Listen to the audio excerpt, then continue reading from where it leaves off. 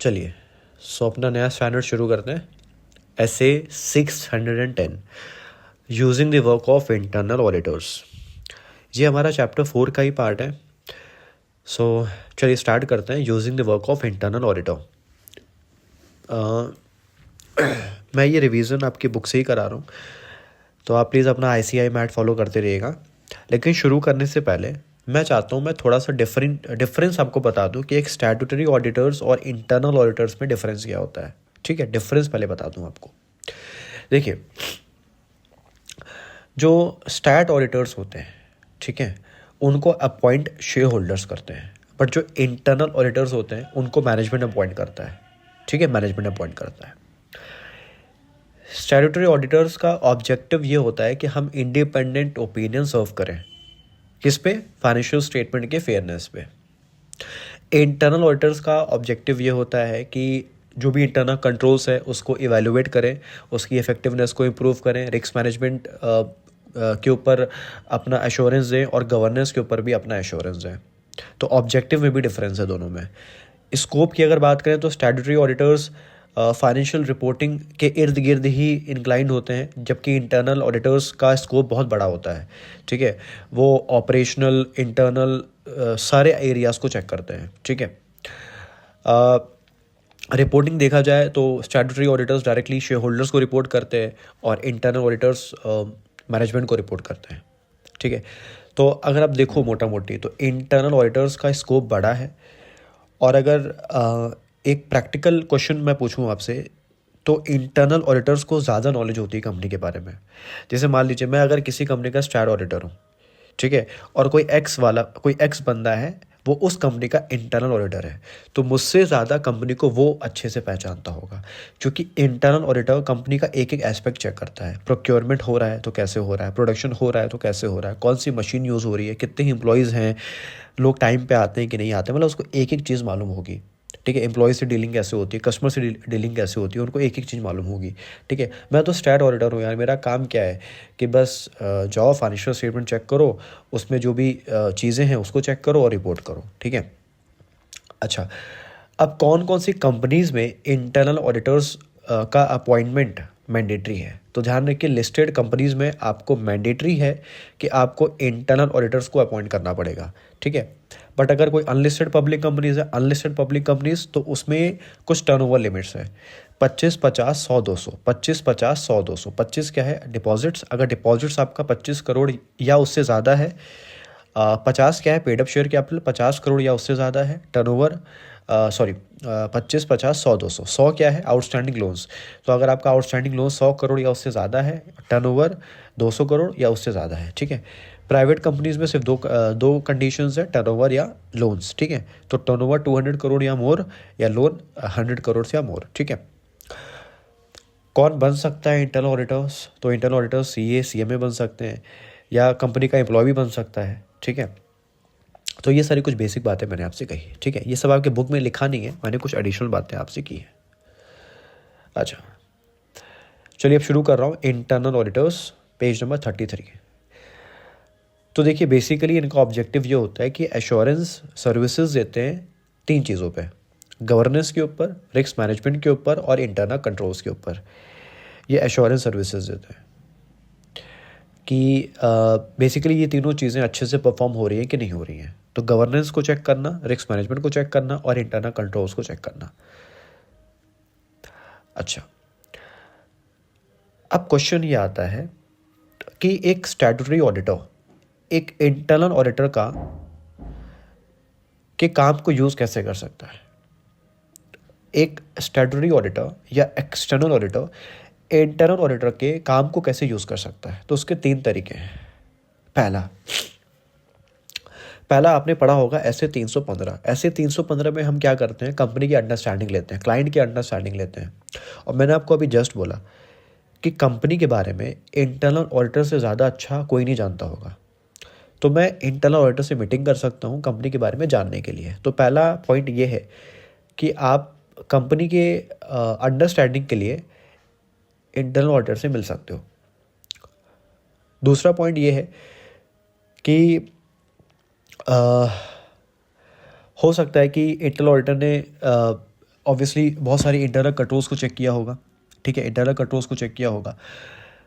तो आप उसकी रिपोर्ट देख सकते हो कि उसका क्या ओपिनियन है इंटरनल कंट्रोल्स पे, ठीक है। अच्छा ओपिनियन है तो क्यों अच्छा ओपिनियन है, उसकी क्या वर्किंग है, क्या चेकिंग है, ठीक है, तो आप उसको यूज़ कर सकते हो। तो ये सेकंड पॉइंट है, ठीक है। May decide to use work that has been performed by the internal audit function. जो काम इंटरनल ऑडिटर ने ऑलरेडी कर लिया है हम उसी को यूज़ कर रहे हैं, ठीक है, हम उसके काम को यूज़ कर रहे हैं। तीसरा है, थर्ड पॉइंट है कि हम उसी को यूज़ कर रहे हैं, मतलब हम उससे कह रहे हैं कि तू मेरे बिहाफ में जा और ये एरिया चेक कर। तीसरे पॉइंट में क्या है कि मैं उसी को यूज़ कर रहा हूँ, मैं कह रहा हूँ तू मेरे बिहाफ में जा और ये एरिया चेक कर। इसको बोलते हैं डायरेक्ट असिस्टेंस। तो देखिए 3 तरीके से आप इंटरनल ऑडिटर को यूज़ कर सकते हो। पहला, उससे अंडरस्टैंडिंग लेने के लिए कंपनी के बारे में एज पर ऐसे 315। दूसरा, उसने जो काम किया है, ठीक है, उसने जो काम किया है आप उसको एज अ बेस यूज़ कर सकते हो। और थर्ड, आप उसी को यूज़ कर सकते हो as direct assistance, to provide direct assistance. अब ऐसे 610 का स्कोप क्या है, तो 2 स्कोप है। आप इंटरनल ऑडिटर के काम को यूज़ करो टू ऑब्टेन ऑडिट एविडेंस, ठीक है। दूसरा, आप उसी को यूज़ करो टू प्रोवाइड डायरेक्ट असिस्टेंस। तो 2 पॉइंट है, इस 610 का 2 स्कोप है। पहला, उसके काम को यूज़ करो टू ऑब्टेन ऑडिट एविडेंस। दूसरा, आप उसी को यूज़ करो टू प्रोवाइड डायरेक्ट असिस्टेंस। एक पॉइंट ध्यान रखिएगा, आप चाहे उसके काम को यूज़ करो चाहे आप उसी को यूज़ करो, अल्टीमेट रिपोर्टिंग रिस्पॉन्सिबिलिटी आप ही की रहेगी। आप ही की मतलब स्टैट्यूटरी ऑडिटर की रहेगी। आप चाहे उसके काम को यूज़ करो आप चाहे उसी को यूज़ करो, अल्टीमेट रिपोर्टिंग रिस्पॉन्सिबिलिटी आप ही की रहेगी। आप शेल्टर नहीं ले सकते कि नहीं ये काम मैंने नहीं किया था, ये काम इंटरनल ऑडिटर ने किया था, नहीं।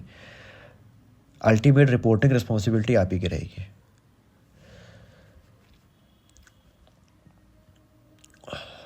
Next, page number 36, objective of the statutory auditor where the entity has an internal audit function.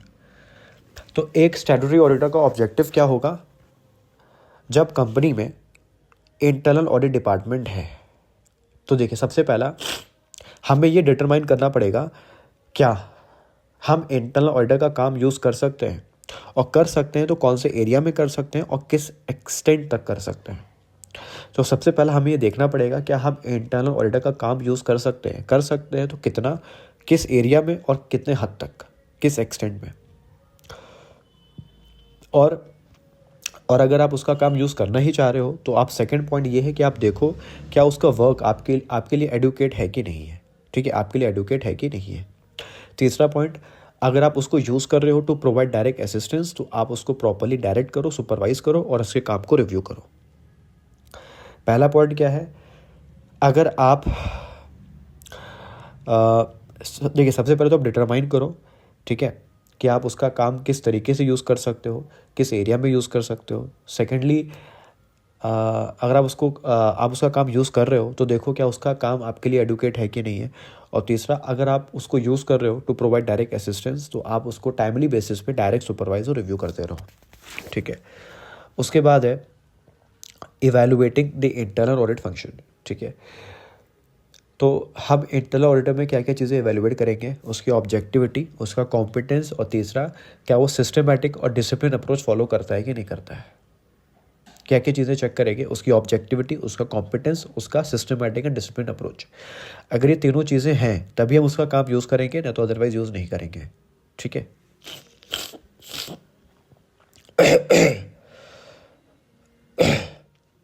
अब ऑब्जेक्टिविटी को चेक कैसे करेंगे कि हाँ सामने वाले पर्सन के अंदर ऑब्जेक्टिविटी है कि नहीं है। तो इसके 4 पैरामीटर्स हैं।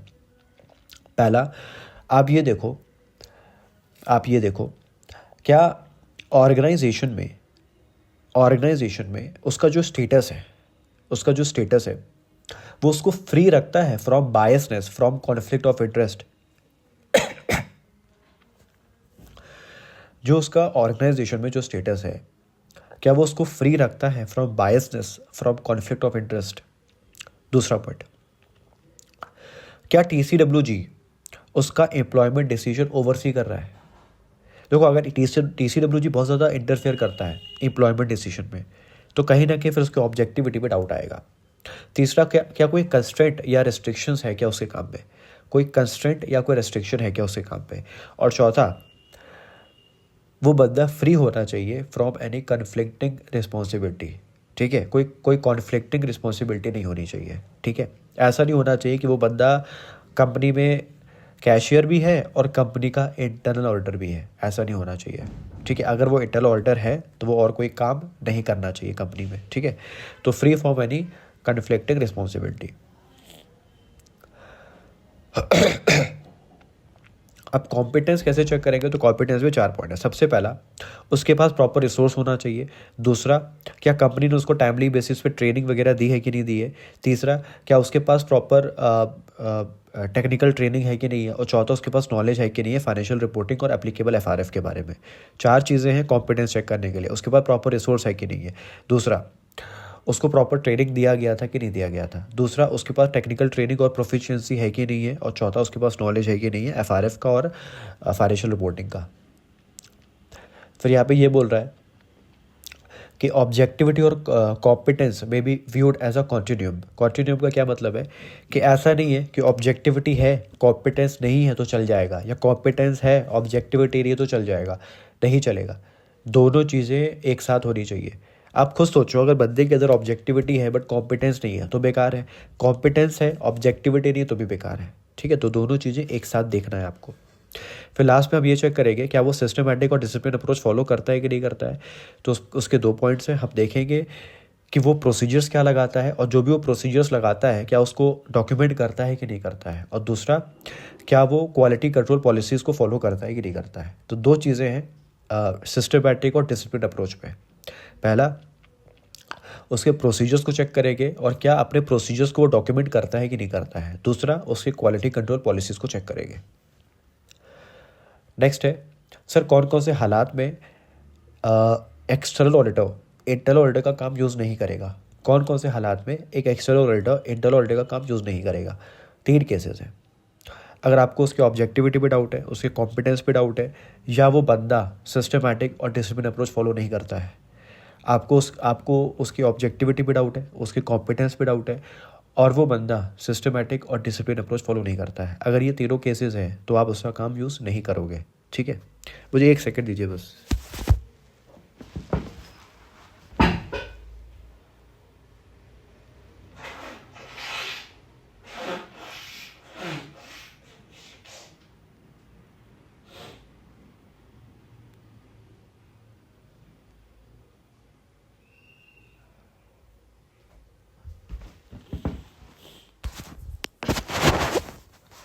ठीक है, नेक्स्ट टॉपिक है 1 सेकंड दीजिएगा मुझे। ठीक है, नेक्स्ट टॉपिक है, सर कौन कौन से सिचुएशंस में, कौन कौन से सर्कमस्टांसेस में मैं उसका काम यूज़ तो करूँगा बट थोड़ा कम यूज़ करूँगा। मतलब circumstances in which external auditor shall plan to use less of the work. देखो ऊपर और इसमें फ़र्क क्या है। ऊपर ये बोल रहा है हम उसका काम यूज़ ही नहीं करेंगे। ठीक है, ऊपर बोल रहा है कि अगर ऐसा ऐसा सिचुएशन हुई तो हम उसका काम यूज़ ही नहीं करेंगे। टॉपिक नंबर 2.9 क्या बोल रहा है कि हम ऐसे केसेस में उसका काम यूज़ करेंगे बट थोड़ा कम यूज़ करेंगे। जैसे जिस एरियाज़ में जजमेंट ज़्यादा इन्वॉल्व है तो ऐसे केस में हम उसका काम कम यूज़ करेंगे। जिसमें जजमेंट ज़्यादा इन्वॉल्व है, जैसे प्लानिंग करना, स्ट्रैटेजी बनाना, एविडेंसेस को इवैल्यूएट करना। ठीक है, तो ये सब जजमेंट है, ये सब जजमेंटल एरियाज़ हैं। ठीक है, दूसरा, ऐसे एरियाज़ जहाँ पे ज़्यादा रिस्क है तो ऐसे एरियाज़ में हम खुद ही काम करेंगे। ठीक है, या उसका कॉम्पिटेंस जितना हमें चाहिए था उतना नहीं है, या उसका ऑब्जेक्टिविटी जितना हमें चाहिए था उतनी नहीं है। ठीक है, तो ऐसे केसेस में भी हम उसका काम थोड़ा कम यूज़ करेंगे। तो 4 केसेस में क्वेश्चन आ सकता है। हाई जजमेंट एरियाज़ हैं तो वहाँ पे यूज़ नहीं करेंगे या बहुत कम यूज़ करेंगे। हाई रिस्क की एरियाज़ हैं तो कम यूज़ करेंगे। हमें उसकी ऑब्जेक्टिविटी में जितना हमें ऑब्जेक्टिविटी चाहिए थी उतनी ऑब्जेक्टिविटी नहीं है तो भी हम कम यूज़ करेंगे। जितना कॉम्पिटेंस चाहिए था उतना कॉम्पिटेंस नहीं है तो भी हम कम यूज़ करेंगे। टॉपिक नंबर 2.10 ये है, using the work of internal audit function. मतलब आपने डिसाइड कर लिया है कि अब आप उसका काम यूज़ करोगे, तो कुछ 2-3 बातें हैं। आप बैठ के प्लानिंग करोगे कैसे कैसे काम बांटना है, कैसे कैसे कोऑर्डिनेशन करना है। उसकी रिपोर्ट्स को आप रीड करोगे ताकि आपको अंडरस्टैंडिंग हो, ठीक है, उसके प्रोसीजर्स के बारे में। और थर्ड, फिर आप परफॉर्म करोगे सफिशिएंट ऑडिट प्रोसीजर्स। ठीक है, तो ये 3 पॉइंट है, ये 3 चीज़ें हैं क्या चीज़ है, using the work of internal audit function, ठीक है। कि अगर एक्सटर्नल ऑडिटर प्लान करता है कि हम इंटरनल ऑडिटर के काम को यूज़ करेंगे, तो यहाँ पे 3 चीज़ें हैं। पहले डिस्कशन करोगे, ठीक है, प्लान करोगे, ठीक है, उसके बाद उसकी रिपोर्ट्स को रीड करोगे ताकि आपको अंडरस्टैंडिंग हो कि वो किस तरीके से काम करता है, ठीक है, और लास्ट में सफिशिएंट प्रोसीजर्स आप परफॉर्म करोगे। डिस्कशंस में क्या क्या चीज़ें आप करोगे, टाइमिंग को लेकर डिस्कशंस करोगे, नेचर को लेकर डिस्कशंस करोगे, एक्सटेंट को लेकर डिस्कशंस करोगे, प्रपोज मेथड्स, मतलब मेथड्स क्या क्या होंगे सिलेक्शन के, सैंपल के, उसको लेकर डिस्कशंस करोगे, डॉक्यूमेंटेशंस कैसे करना है, रिव्यू कैसे करना है, तो वो सारी चीज़ों को लेकर आप डिस्कशन करोगे। नेक्स्ट नीचे देखिए 41 पे ही, पेज नंबर 41 पे नीचे एक टॉपिक है, coordination between the auditors is effective. तो कोऑर्डिनेशन इफेक्टिव कब होगा, 3 केसेस में। जब डिस्कशंस एप्रोप्रिएट इंटरवल्स में होते हैं, ठीक है, मतलब प्रॉपर वो दोनों लोग बैठ के डिस्कशंस करते हैं एक प्रॉपर इंटरवल्स में। दूसरा, एक्सटर्नल ऑडिटर उसको इन्फॉर्म कर रहा है रिगार्डिंग दी सिग्निफिकेंट मैटर्स, ठीक है, मतलब एक्सटर्नल ऑडिटर पहले से उसको अलर्ट कर रहा है कि ये सिग्निफिकेंट मैटर्स हो सकते हैं, ठीक है। तीसरा,